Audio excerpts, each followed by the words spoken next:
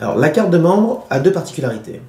La première, c'est qu'elle fait office de carte de visite totalement digitalisée que vous envoyez par email ou par SMS, et aussi d'outils pour photographier les cartes de visite des autres. Donc vous avez l'application mobile qui va avec le QR code sous votre photo, qui est sur la dématérialisation des cartes de visite. Le verso de la carte de membre contient le QR code d'urgence. Et sur l'application BuzzCard, vous pouvez renseigner des informations qui sont afférentes à ce code. Mais il y a deux niveaux d'information.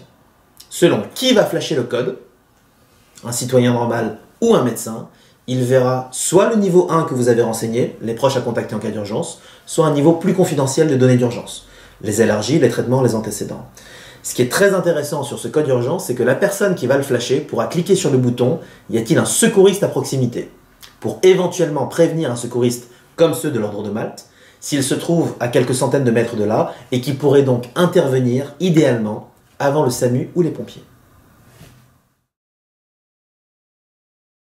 Pour iPhone et pour Huawei, c'est natif. L'appareil photo suffit pour lire un QR code. Vous ouvrez l'appareil photo, vous placez le code, et il y a un pop-up qui va vous proposer d'aller sur l'adresse indiquée.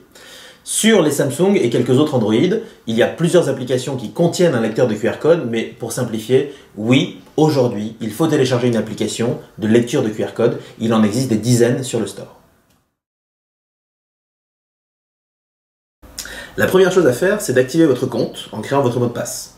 Ensuite, il faut télécharger l'application BuzzCard, donc soit sur iPhone, soit sur Android, renseigner votre email, celui que l'Ordre de Malte nous a communiqué, et votre mot de passe, et le tour est joué. Vous avez deux onglets où vous modifiez vos données, l'onglet Profil pour vos coordonnées, donc que vous envoyez par email ou par SMS quand vous rencontrez quelqu'un, et l'onglet Urgence avec deux niveaux d'information.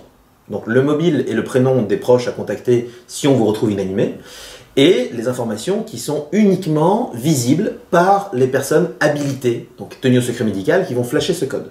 Allergie, traitement, antécédent. Et vous pouvez mettre à jour ces informations quand vous voulez. Les 1500 secouristes de l'Ordre de Malte sont les premiers secouristes à être dans la base BuzzCard comme potentiellement alertables. Mais il faut pour cela que vous soyez géolocalisable, sinon on ne saura pas à qui envoyer le SMS pour dire qu'à quelques centaines de mètres de là, on a besoin d'urgence d'un secouriste. Donc la seule chose à faire, c'est d'ouvrir l'application, de cliquer sur « Envoyer ma fiche » par SMS ou par email, et à ce moment-là, l'application vous demandera si vous acceptez d'être localisé.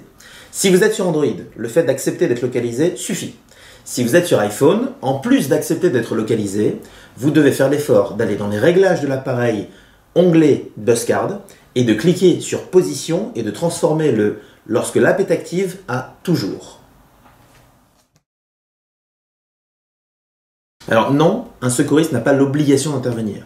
Quand une personne flash un QR code d'urgence et déclenche l'alerte secouriste, elle ne voit aucun secouriste, elle ne peut pas les identifier. Elle a juste l'assurance, à condition qu'elle renseigne son mobile et qu'elle accepte d'être localisée, que BuzzCard va déclencher un SMS auprès des secouristes que BuzzCard a localisés à 500 mètres ou 1 km de là.